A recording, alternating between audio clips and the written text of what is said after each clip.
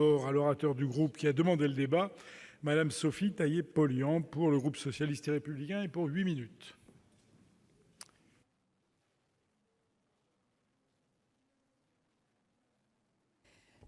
Monsieur le Président, Monsieur le Ministre, chers collègues, si nous avons demandé la tenue de ce débat, c'est que nous estimons aujourd'hui que ce gouvernement distille continuellement le discours de la peur. Ce faisant, il court derrière l'illusion du tout sécuritaire et met en péril l'équilibre entre liberté publique et sécurité. Dans ce monde dangereux, le plus grand péril est peut-être celui de la remise en cause de cet idéal de liberté, dans un monde où les progrès technologiques permettent un contrôle de chacun à chaque instant. Mes chers collègues, cette liberté, pour s'exprimer, s'appuie sur l'état de droit, c'est-à-dire un État qui protège les individus face à l'arbitraire, en soumettant la puissance publique à de puissants contrôles, notamment via la séparation des pouvoirs et l'indépendance de la justice. Dans ce cadre, un État de droit a bien sûr besoin des forces de l'ordre, et je tiens à rendre hommage à l'action des hommes et des femmes qui ont choisi de passer, voire de risquer leur vie pour nous protéger. Je salue leur engagement et je me range à leur côté, quand, à l'instar de tant d'autres agents publics, ils hurlent leur désarroi face à leurs conditions de travail indignes. Mais cela ne doit pas nous rendre aveugles sur le fait que nous assistons à l'institutionnalisation de la machine sécuritaire, au détricotage progressif de nos droits, au recul constant de la place du juge par rapport à celle du préfet. Oui, recul constant. Où en sommes-nous ? Nous avons accepté l'assignation à résidence sans intervention d'un juge. Quel bilan tirer de l'état d'urgence qui, je le rappelle, a été instauré à un moment particulièrement grave pour notre société ? Eh bien, sur les 4 600 perquisitions qui ont été menées à cette période, seuls 20 étaient liés au terrorisme et seulement 16 relevaient d'actes d'apologie du terrorisme. L'état d'urgence a occasionné l'interdiction de 155 manifestations en 18 mois et a servi de cadre pour ordonner 639 interdictions individuelles de manifester. Et pourtant, malgré ce bilan qui démontrait que l'état d'urgence n'était pas une réponse satisfaisante et qu'elle posait de graves problèmes de liberté publique, puisque, par exemple, ces individus qui avaient été interdits de manifester, il a été largement démontré que pour nombre d'entre eux, ils n'avaient pas été auteurs de violences, eh bien, alors même que nous avions tiré ce bilan, ce gouvernement a proposé, par la loi sur le renseignement, la sécurité intérieure et la lutte contre le terrorisme, d'inscrire les principes de l'état d'urgence dans le droit commun.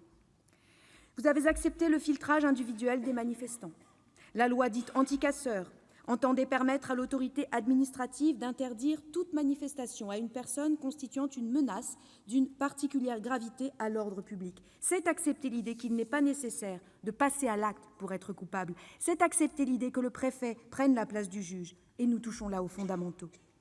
Le Conseil constitutionnel a fort heureusement joué son rôle de garant et censuré ce dispositif. Avons-nous, pour autant, entendu ce rappel à l'ordre ? Je ne le pense pas.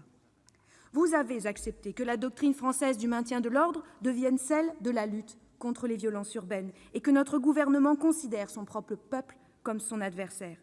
Cela doit nous ouvrir les yeux sur les méthodes qui ont été employées depuis plus de 20 ans dans nos banlieues, qui de fait sont maintenant employées contre des manifestants de tout âge, de toute origine sociale. Or, ces méthodes, qui nous apparaissent aujourd'hui dans toute leur violence, comment avons-nous pu accepter qu'elles soient utilisées, normalisées, légitimées dans des quartiers de France où désormais l'uniforme est parfois vécu comme une menace et non plus comme une protection ? Il faut changer radicalement d'orientation et renouer les liens de notre police avec les Français. Il ne s'agit pas là de céder à l'angélisme, mais de se rendre à l'évidence. La violence engendre la violence. Nous ne pouvons cautionner les pratiques qui entretiennent les discriminations. La Cour de cassation, en novembre 2016, a relevé le caractère abusif des contrôles d'identité discriminatoires et a condamné l'État, alors, pour faute lourde. Ma collègue Michèle Meunier, élue de Loire-Atlantique, peut témoigner de ce qui s'est déroulé sous nos yeux. Comment certaines manifestations sportives, culturelles, ont servi de laboratoire, de la contention, voire de la répression de la foule par les forces de l'ordre, ayant abouti à la dispersion par la police de la fête de la musique à Nantes.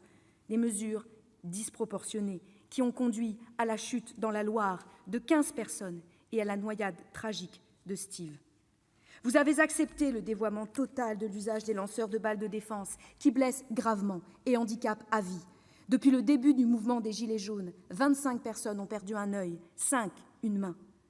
Je voudrais ici saluer les journalistes qui, mettant parfois en jeu leur propre intégrité physique, nous ont permis de mesurer les conséquences de cette conception du maintien de l'ordre par la répression systématique.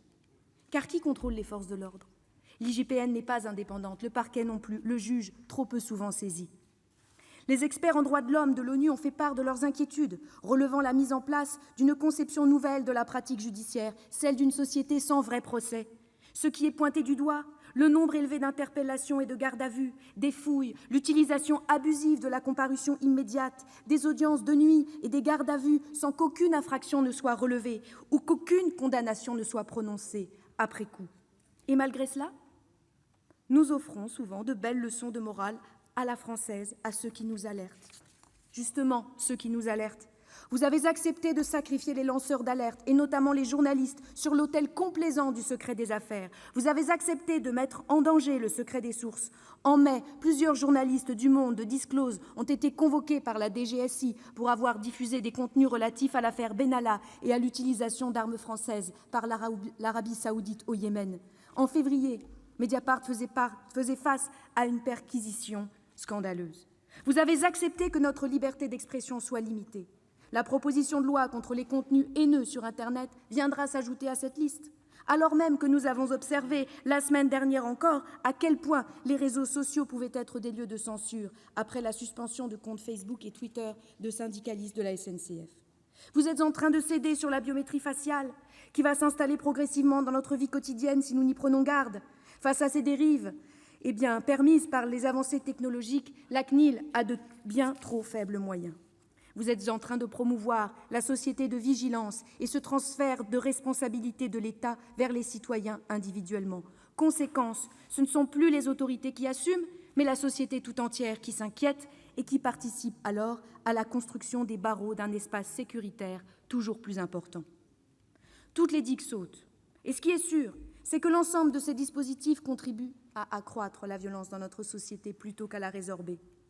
Benjamin Franklin le disait, un peuple prêt à sacrifier un peu de liberté pour un peu de sécurité ne mérite ni l'une ni l'autre et finit par perdre les deux. Mes chers collègues, un État de droit, c'est aussi un pouvoir exécutif contrôlé. Nous sommes ici dans un débat de contrôle et nous en connaissons les limites. L'illustration sera criante très certainement car, quelle que soit la teneur des propos qui seront échangés ici, quelle que soit la gravité des faits exposés et qui, mis bout à bout, offrent un tableau alarmant de l'état de nos libertés publiques, le pouvoir exécutif nous répondra, certes, mais n'aura pas d'obligation d'en tenir compte. Je crois que ceci doit aussi nous poser la question du rôle du Parlement et du travail des parlementaires qui doit être renforcé dans ces missions de contrôle. Je vous remercie. La parole est maintenant à M. Marc Fesneau.